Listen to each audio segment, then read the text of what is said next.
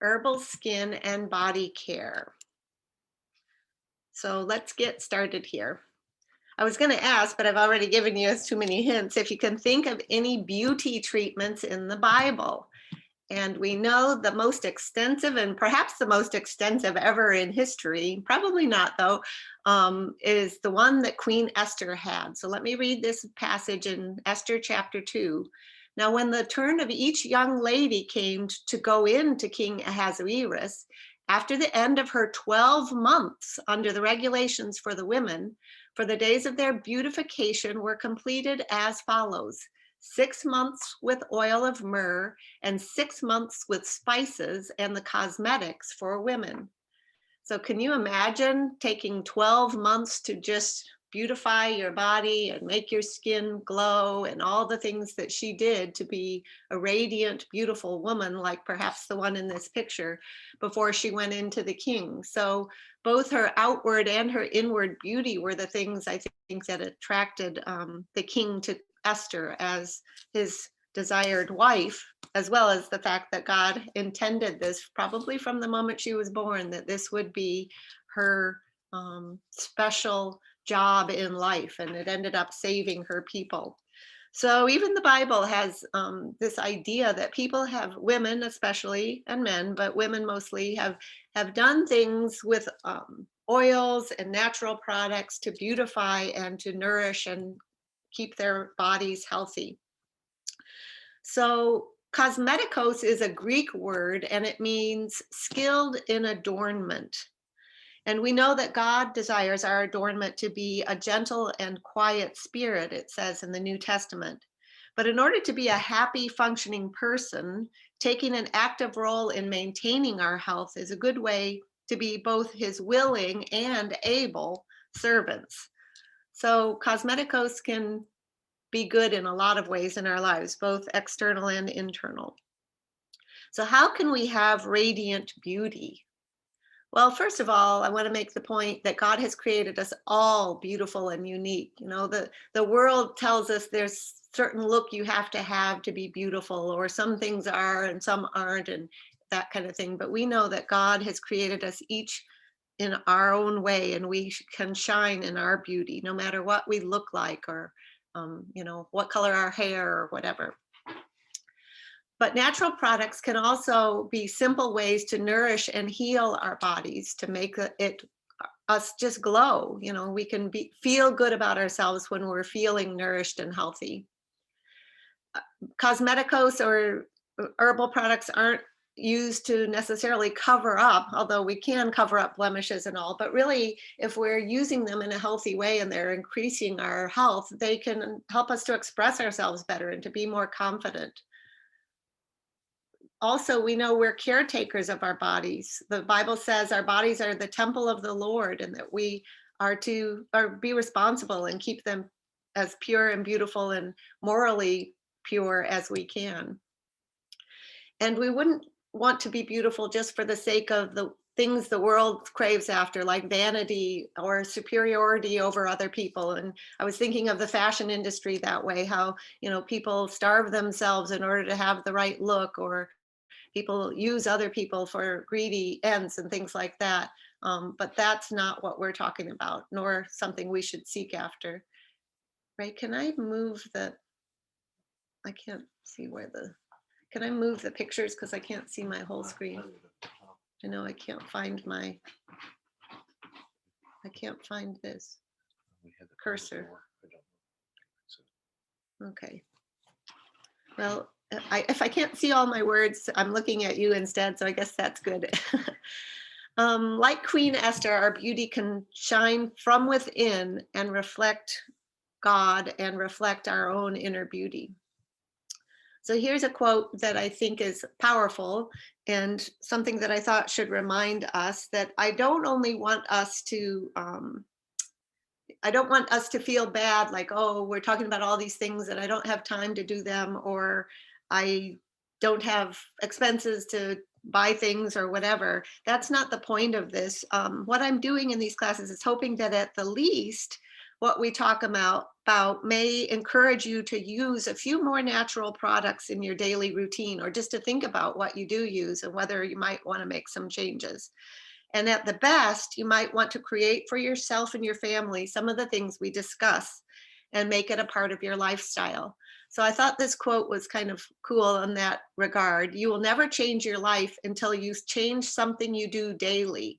The secret of your success is found in your daily routine. And this is a quote from my mentor, and a lot of the things that I'm sharing with you, I've learned from her, from Rosemary Gladstar. This is not a picture of Rosemary, but I loved this picture because you can see such joy in this lady's face. And it says, take time to smell the flowers and rub them all over your body. So I thought that was really a beautiful, perfect quote.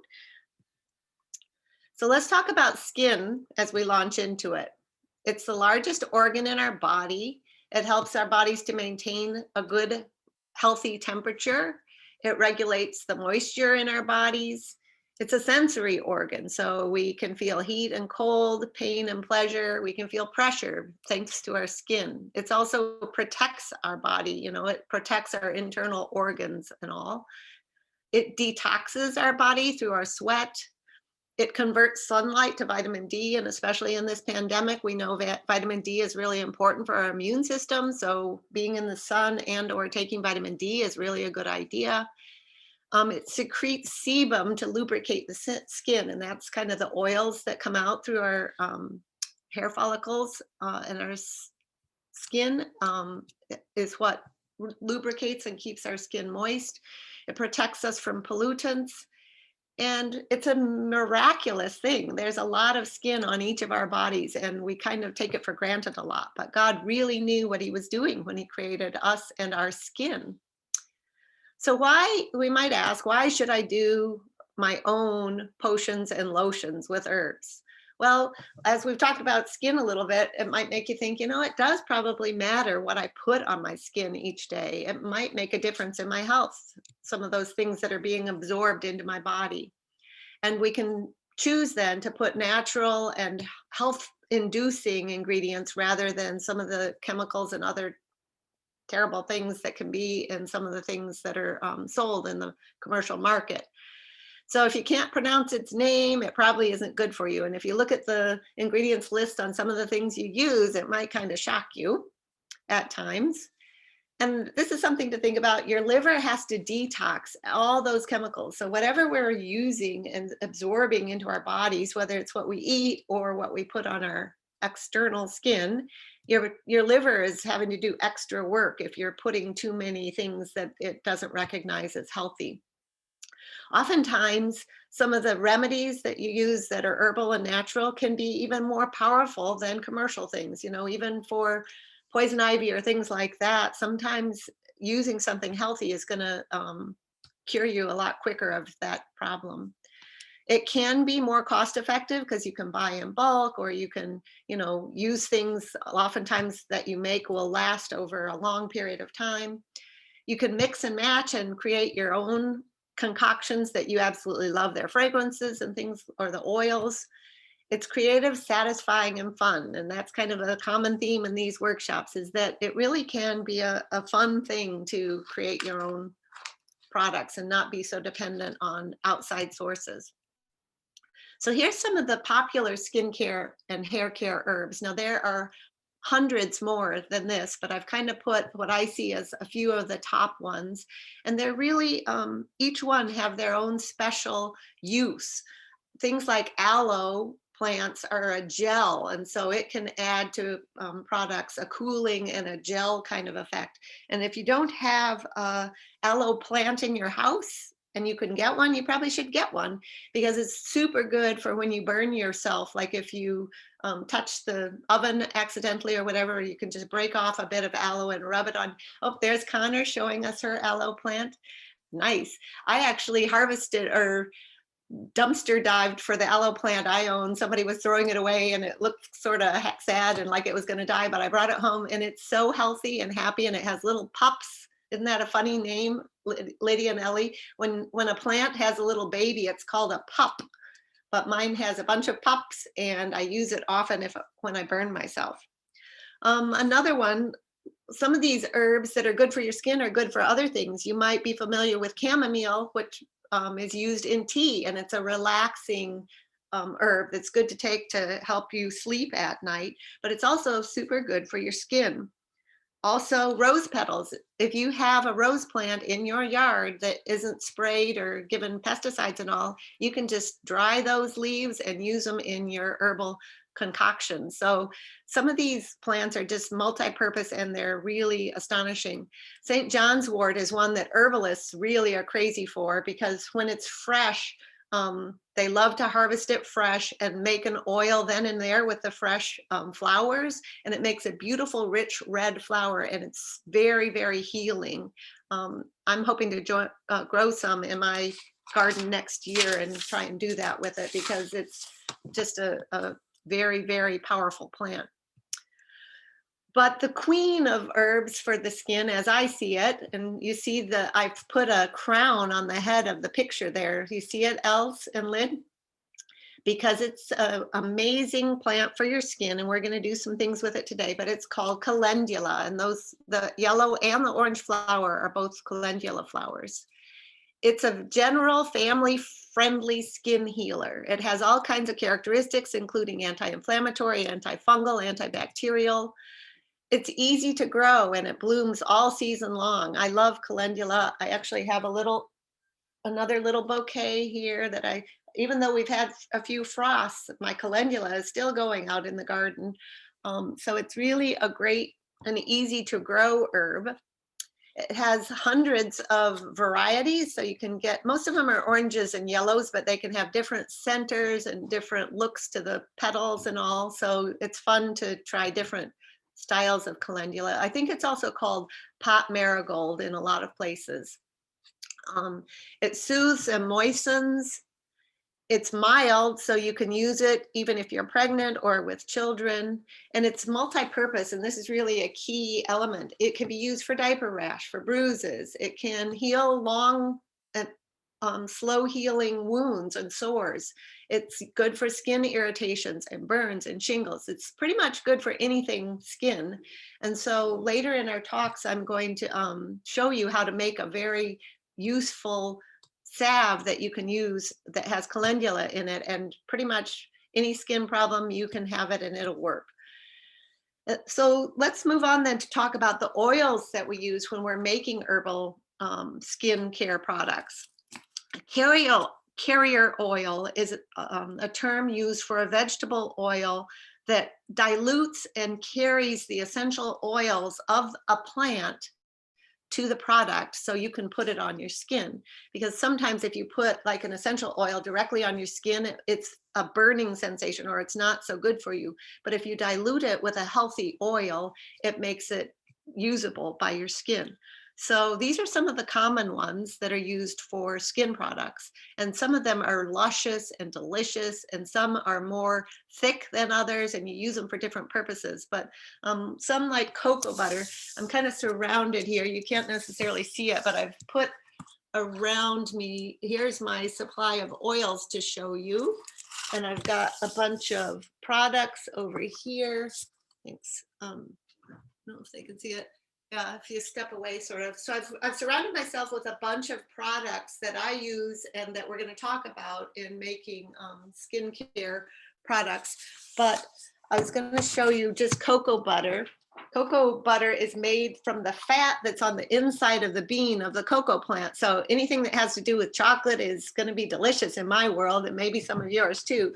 But this is what it looks like. You can see it's kind of thick and it smells just like chocolate. So it's one of my favorite to use in skincare products because it is chocolatey and it's a very nourishing, rich oil. But some like cocoa butter are a thicker oil. Here's another way they sell cocoa butter. It's like in little wafers that you can just drop in and they melt really simply. And then there's more liquid kind of oils like sweet almond oil. So it really is from almonds. It's a clear, more liquidy oil, and it can be used in different products too. And then one that I think has got a very funny name is jojoba oil. And it is my favorite to say jojoba. but it helps with everything from acne to wrinkles. So these oils have different properties and things that can help our skin. So you might be surprised at some of the other things that can be used in skincare preparations. You see picture there of avocados and lemons. You see the avocados and lemons, Els? You can use vegetables like avocados, cucumbers, carrots. You can use fruits like strawberries and blackberries, and also lemons and limes and citrus fruits. You can use figs. We know in the Bible, Isaiah used a poultice out of figs, and it was a healing poultice. So there's lots of foods that can be used to help us with our skin as well. Also grains and beans like oats, rice, and peas. And then other things you've probably heard of, people putting yogurt on their face as a mask, or using clays for a absorbent mask that they use to tighten their pores and things like that. There's floral waters. Here's one that's called orange blossom water, and it does smell just heavenly. It smells like orange blossom, and it's very, very nice. There's soaps like Castile soap, which is often used, and this is something you can buy in bulk. In the US, there's this company called Dr. Bronner's that makes a lot of natural products, including soaps, but this is really useful in a lot of products. And like I said, you can buy it in bulk, and then you can use it for a lot of different things, but it's made out of olive oil. So it's a more pure soap than a lot of the soaps available on the market, and the liquid soaps and things. You can even make your own hand soaps, and so it makes it more cost effective too. It also comes in bars, and you can make things like soap balls. That's one thing I thought maybe Ellie and Lydia and we can do when they come here. You can grate up this Castile olive oil soap and add your own fragrance, essential oils and all to it, and make soap balls that are fun to wash your hands with or give as gifts. So some helpful tools to have, and you don't have to have all of these. You're all, I'm sure, very good at improvising, and you can do your own things sometimes, even if you don't have all that equipment. But some things that are helpful, if you have them, are a blender, measuring cups and spoons, a double boiler. But if you don't have one, I happen to have one only because I got one at a garage sale one time. But you can use two pans that nest inside each other. I thought I had, yeah, here. Let me just show you that. Just so you know, this could be a double boiler. I've got one pan that's a little bigger than the other, and it could sit in the water down below, and I could make my products or melt my oils or whatever in that if I needed to. Fine mesh strainer. Here's that kind of thing for straining out your herbs. Stainless steel or glass mixing bowls. So if you have a bowl, something like this, and your strainer can fit in it, then you're good to go for a lot of your purposes. A slow cooker, and that's important. We'll be talking about that in a little bit. Funnels, a grater, and bottles and jars for storing end products.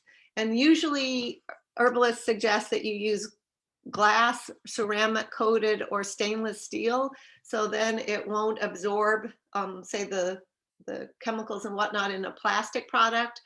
And you can also sterilize recycled. I'm always saving little cute bottles or jars or things like that that I might have used initially for something else, but then I'm going to repurpose it in my herbal products.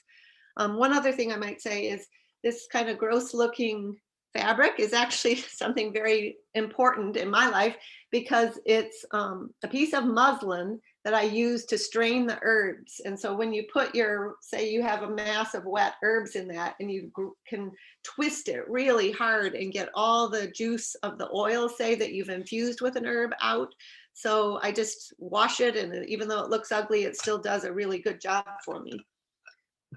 You can also use cheesecloth, which is, I think I have some, yeah, is a kind of cloth that has a lot of holes in it that looks like this, but you can use that to strain your herbs too. But having a fabric helps you to strain it better and get every last drop out. Oh, I was going to say, oh, Sorry, here we go.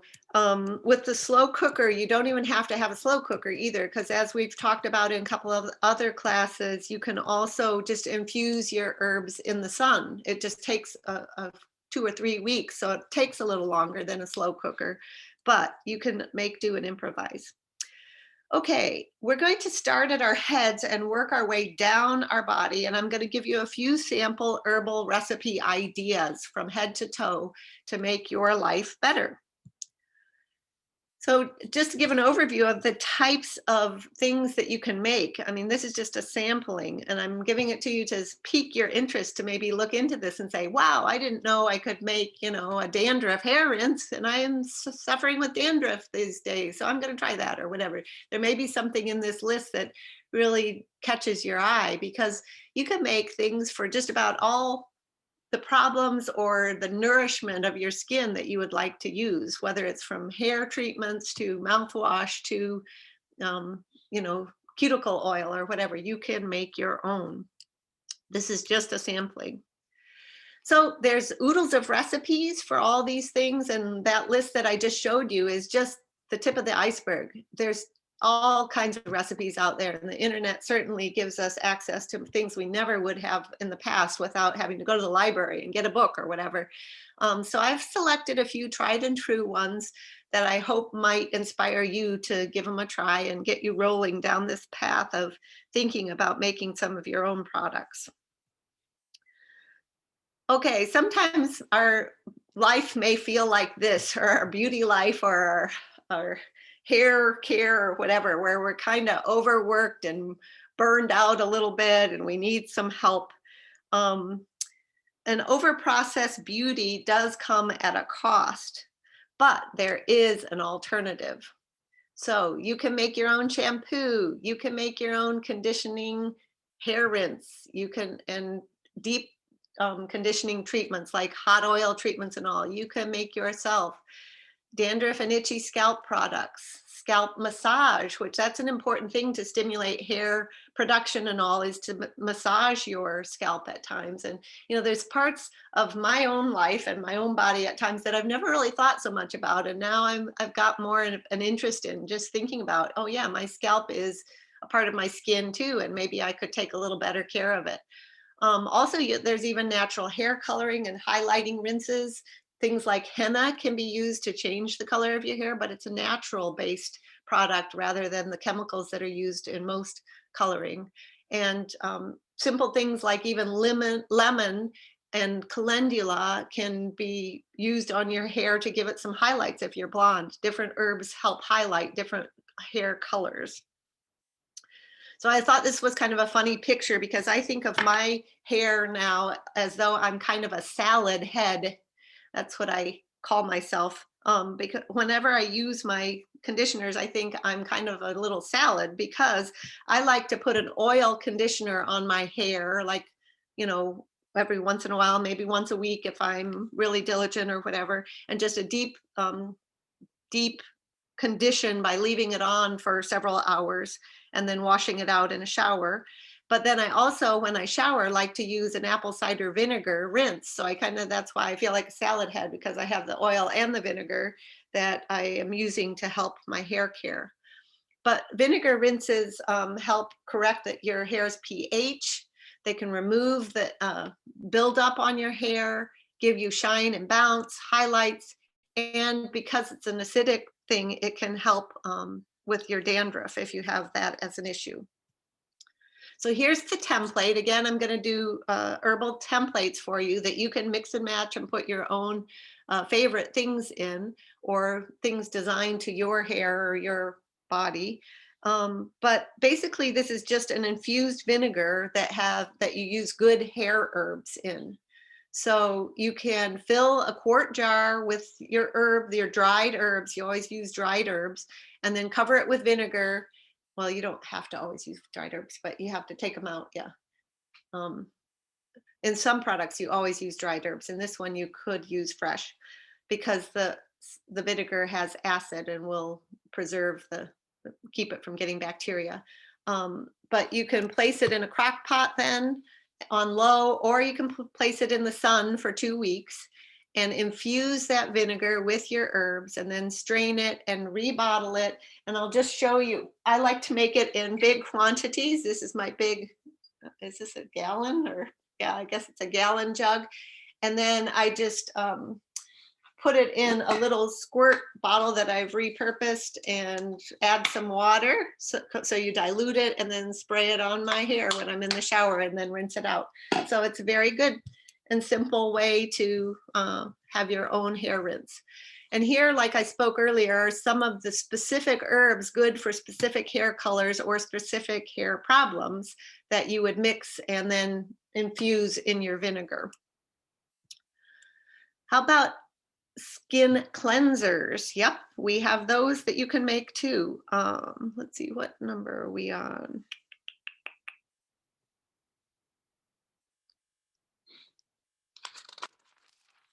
We're over here. So skin cleansers can come in the form of soaps, exfoliators and scrubs, cleansing oil.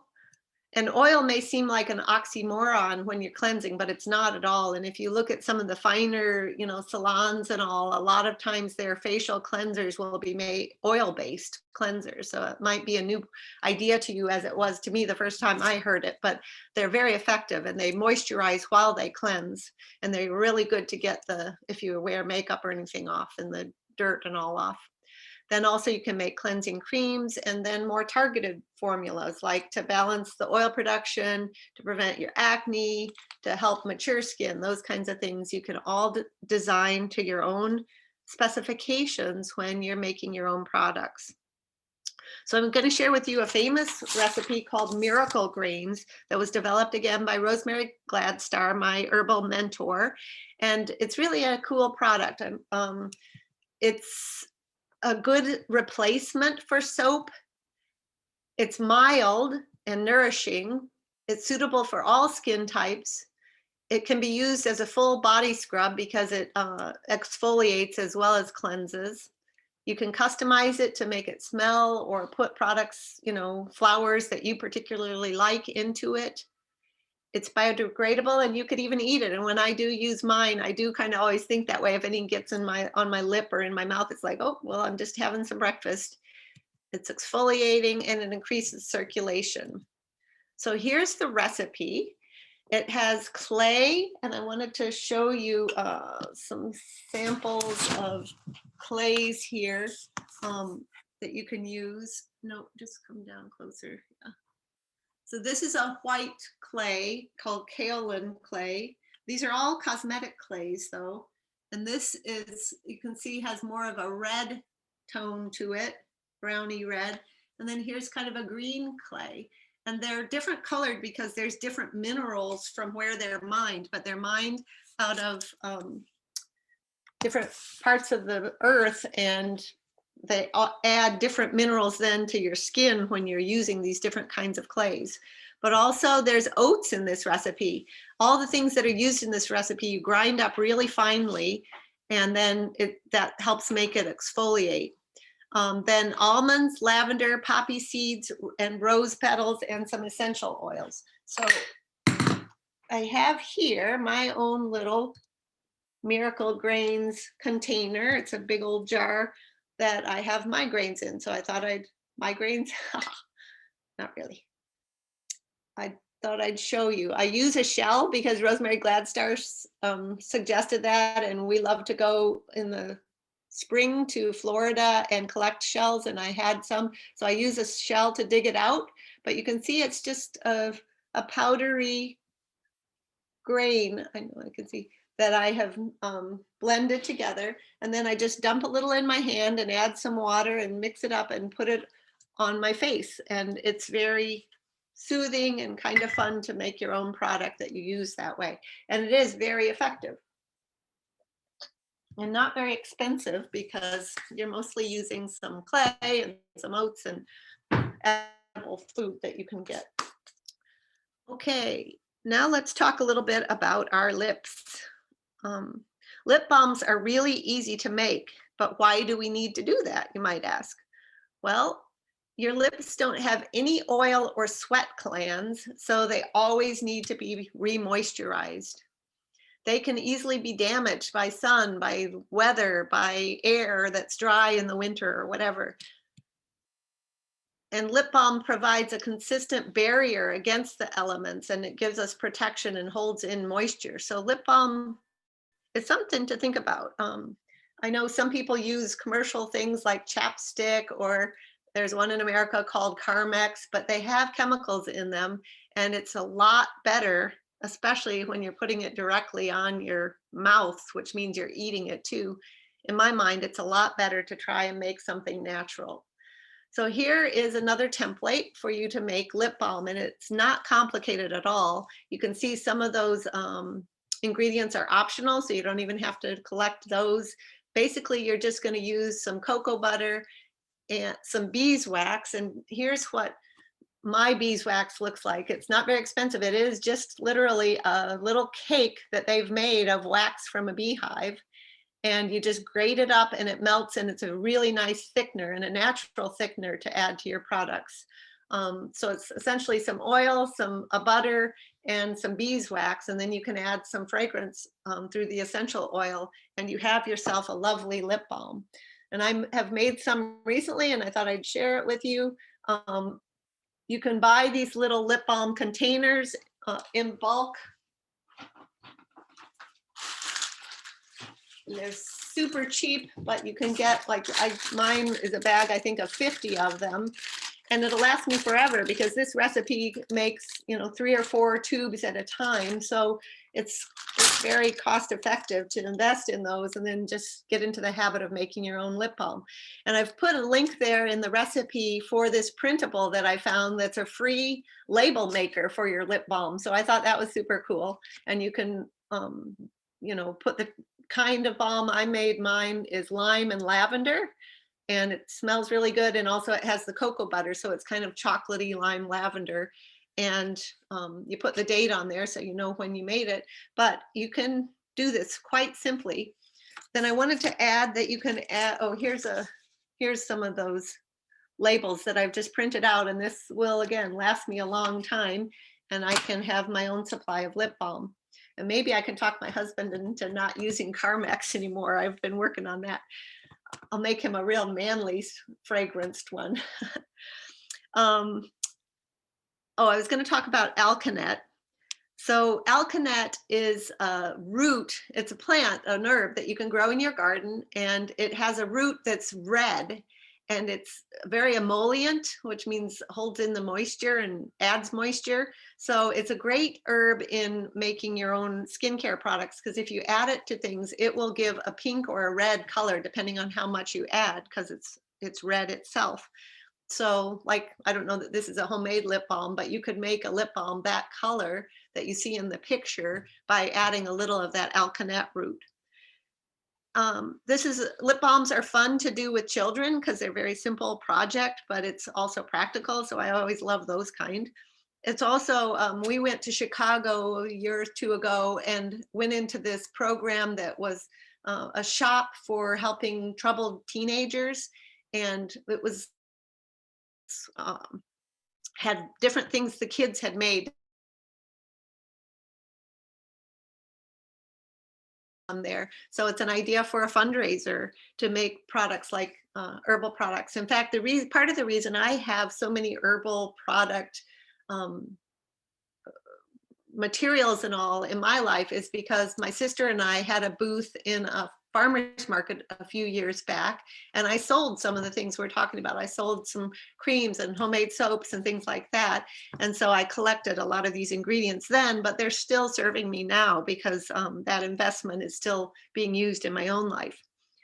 Also, okay, I think that was all then about, one thing I wanted to talk about with the recipe too. A common way when you look at recipes for herbs is this idea, like in this template, it says 1 part cocoa butter or 2 parts beeswax.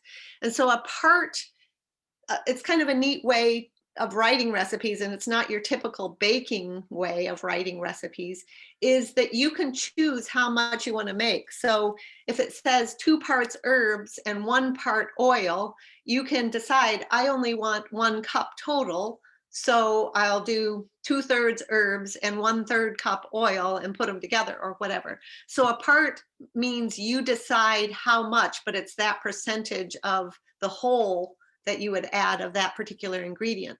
So in this recipe, on the bottom there, if you used 1 part is equal to 1 teaspoon, so 1 teaspoon cocoa butter, 2 teaspoons beeswax, etc., then you would end up with enough to make 4 tubes. So it's just kind of a way to understand.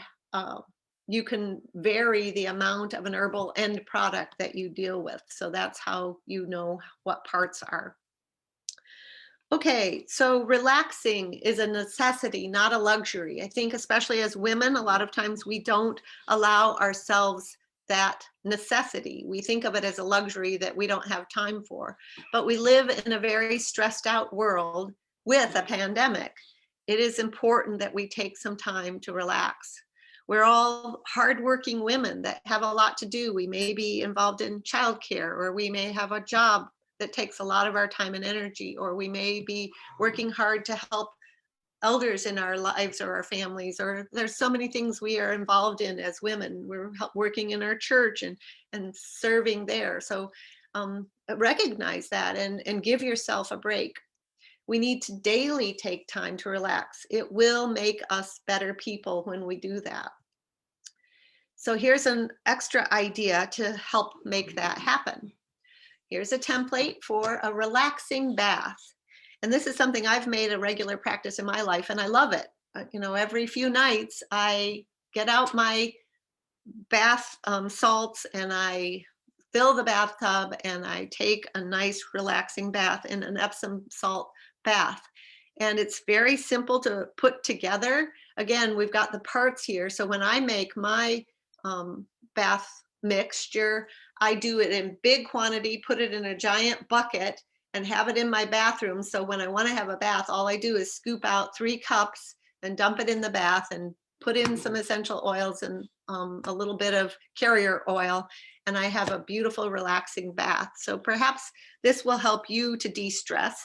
You may not be real familiar with Epsom salts, but they're very high in magnesium, and that's something most, especially Americans, I don't know about South Africans, but our bodies are often very low in magnesium, and it's really good for us. So it's a good way for our skin to absorb some extra magnesium into our systems, and it relaxes muscles, and it's really good to take a bath like this right before you go to bed because it helps you reduce your tension and sleep better. So I encourage you, light a candle, put on some calm music, maybe throw in some citrus rinds or slices like this picture, and take and make your own private spa.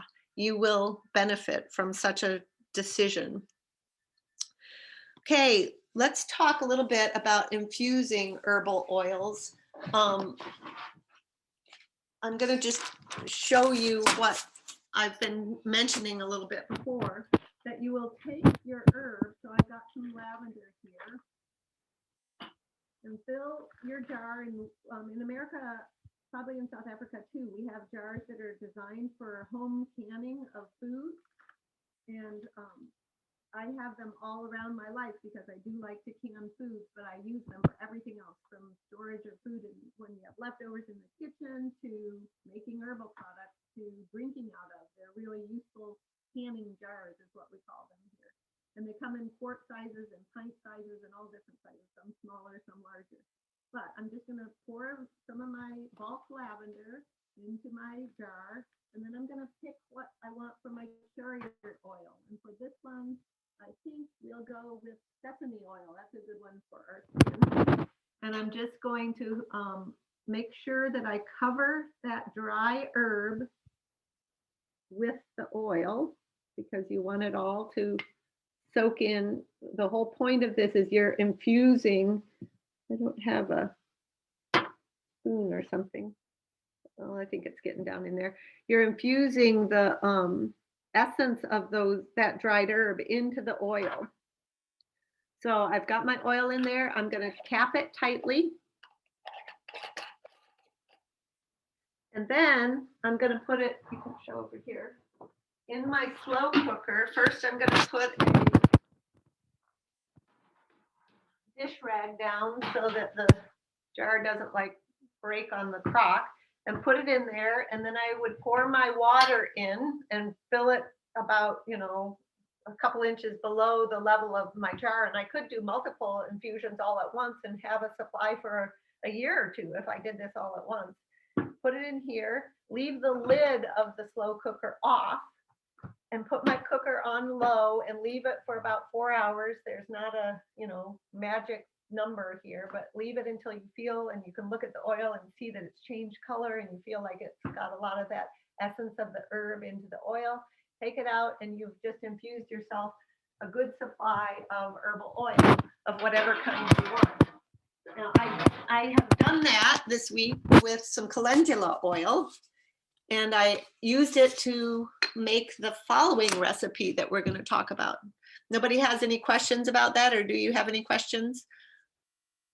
So this oil is really helpful because you can use it for all kinds of things. You could use it for your hair conditioning. You can use it for body butter, like I'm going to show you. You can use it to make your lip balms or sleep balms, which are balms that you make with herbs like lavender that you can put on your temples or under your nose or on your skin at night. And it just gives you that lavender smell and helps you to sleep more peacefully or whatever. So also lotion bars, if you don't know what that is, it's kind of neat. It's kind of like they can look something like this beeswax, but you make a more solid lotion that you just rub on your body. And as you rub it on, your skin temperature melts it and it soaks in that way. So it's a little different than having a softer cream or whatever.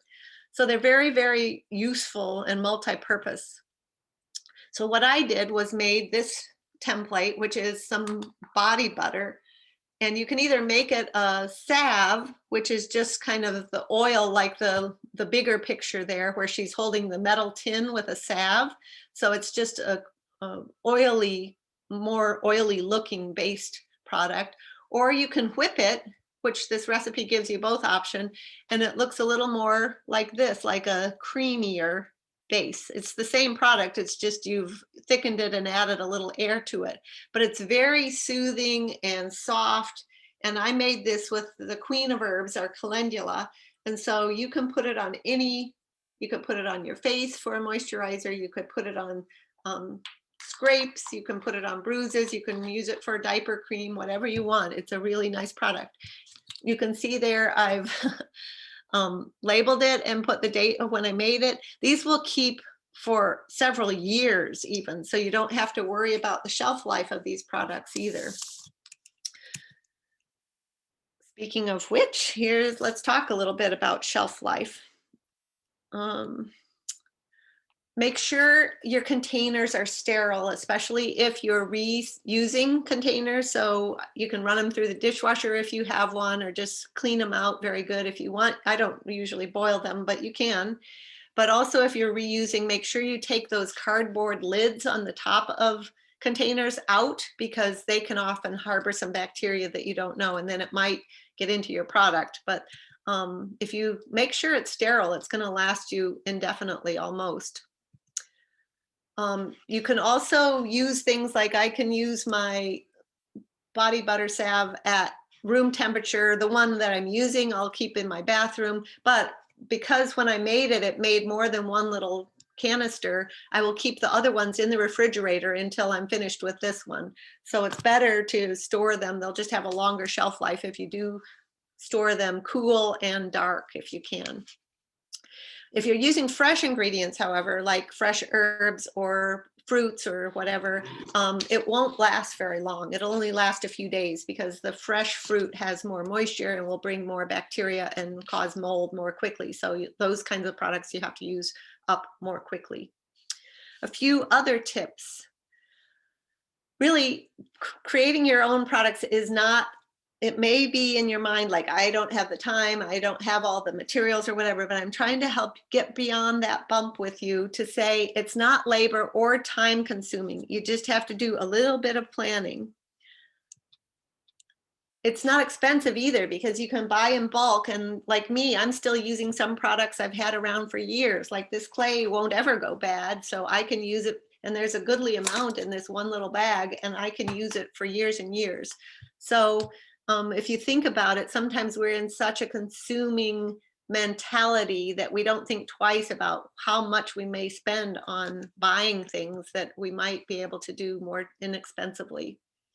Choose just one thing. I'd encourage you, just one thing you'd like to try, and get those ingredients and supplies and try it and have a success. And then you're going to see, hey, this isn't so hard after all.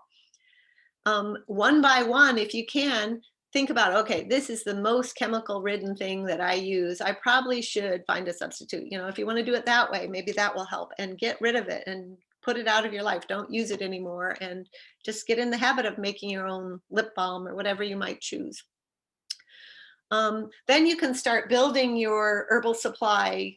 I have a closet where I keep mine. Over time, you can add to it and learn about new herbs maybe, or try a different carrier oil or whatever. And then over time, you can add to your experience and the things that you bring into your family or your life. Their herbal products are really great for gifting to people too, because every woman in your life could use a moisturizing cream or whatever, or man for that matter, a lip balm or whatever. So a suggestion for those of you in the US, if you want a good reputable herb company, Mountain Rose Herbs is its name, and it's probably the biggest and most established and respected company in the United States. So you might check into their website and look at some of their products and how it works. You buy the herbs and everything in bulk. So, a bag of lavender or whatever is going to last you forever. So check it out. You'll see it's not terribly expensive. And then just a suggestion to set a day once every few months to take stock again of what you have and what you might want to supplement. I'll just show you a couple other things I have made for myself and I make on a regular basis. Here in a repurposed bottle is called Queen of Hungary water. It's an astringent. Here's my big jug of it. And I even just wrote with a Sharpie outside it. But it's a neat mixture. It's a Rosemary Gladstar recipe also. That's an astringent that are like a toner that I spray after I wash my face. I spray it on just to kind of close my pores, which I could use all I could get of that. But it has aloe and roses and all kinds of lovely ingredients. And I make a big jug like this in the summertime. And then I have it, this will last me a long time, probably a year or more. But here's another one, an herbal shampoo. I just put a tape on there to say what it is, and I repurposed it in a little squirt bottle so I can just squirt it on my head when I'm in the shower. It's plastic, so in the shower you wouldn't want to use glass. Here's a hair oil, which I need to make some more because I'm almost done. Actually, not I'm almost done. I dropped it the other day and poured oil. I was so sad because I had infused it outside for weeks, and then I dumped it all on the bathroom floor, sadly enough. But it smells so good, and it's a hair oil, like I mentioned earlier, that I use. Okay. So even if you come up with just a few favorites of recipes that you find, and I encourage you again, look online, there's zillions of them. There's YouTube tutorials, there's herbalists that'll tell you their faves. So you will find something that will pique your interest if you are interested. And you will come up as a healthier you, and you will have changed your own self-care story. So good job. So for me, and perhaps for you, I was thinking as I was putting this together of this is one of my favorite children's books. If you haven't read it, you might enjoy it. It's called If You Give a Mouse a Cookie. I even found out yesterday you can go to a video and they'll read the whole book for you. So you can hear it for yourself if you like, but it's a really cute book that has this adorable illustrations and this principle that if you give a mouse a cookie, it's a little boy who shares a cookie with this cute little mouse, and the mouse then wants a glass of milk. And so the little boy gets him a glass of milk. And then he wants a straw to drink his milk with. So the little boy gets him a straw. And then he wants to see if he got a milk mustache when he was drinking his milk. So the little boy has to hold him up. And then he wants a napkin to wipe off the milk mustache. And, it goes on and on and on. It's really, really cute. But if you dabble in herbs, it's the same thing. I feel like one thing will lead to another. So if you decide you want to make a lip balm, you'll make a lip balm and you'll say, hey, this is really great. And then you'll say, hey, I have some leftover cocoa butter. Why don't I try making a calendula salve? And then you make that. And then you say, hey, I have some leftover calendula. Maybe I'll use that to make some hair rinse or whatever. You see how it goes. It's like if you give a mouse a cookie. It's kind of fun and it's really good for you. So I forgot to bring my book downstairs. So actually, if you'll run up on my desk, there's a book called The Herbal Home Spa. I want to read that quote, but we'll pop to the next slide first while I wait for him to come. So this is a blessing I found that I thought I'd share with you. I thought it was kind of beautiful. It's a Celtic blessing by a guy named John O'Donohue, but it says, may your body be blessed. May you realize that your body is a faithful and beautiful, I guess that says, I can't see behind the picture, but a beautiful part of your soul, maybe you guys can see it. And may you be peaceful and joyful and recognize that your senses are sacred thresholds. And I would say our skin is too. We're allowing things in or welcoming things in by what we put in our body and on our body. May you realize that holiness is mindful gazing, feeling, whatever I can't see behind the picture, and touching. May your senses gather you and bring you home. May your senses always enable you to celebrate the universe and the mystery and possibilities in our presence here. And so for the second to last thing, I'd like to read this other quote for you, especially you as women, that I thought was really powerful. It's a book called The Herbal Home Spa by the lady Greta Breedlove. Women are drawn to spas because they provide one of their few opportunities to receive divinely feminine care.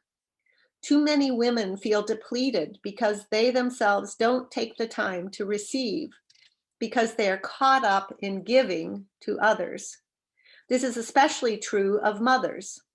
If this rings true for you, accept this as a personal invitation to take in and receive the pleasures of nature. If you find yourself resenting the people in your life, it may be because you never learned first how to give to yourself, and second, how to receive from them. Start taking more time for yourself, and I promise that you will see a major change for the better in your relationships. The busiest of women can and should find 5 to 10 minutes each day for personal pampering. Okay, so I'd just like to conclude and say we're all queens. God has made us as his special design, and he will exalt us, hopefully, someday into his kingdom. And we're like Esther. We can be used for good purposes, maybe even to save others like she did by our spirit and our kindness and our service and our love for the world. But it starts with us and with us nurturing us so we have energy and power to help others. So herbs can assist in being the best we can be, and hopefully to the glory of God.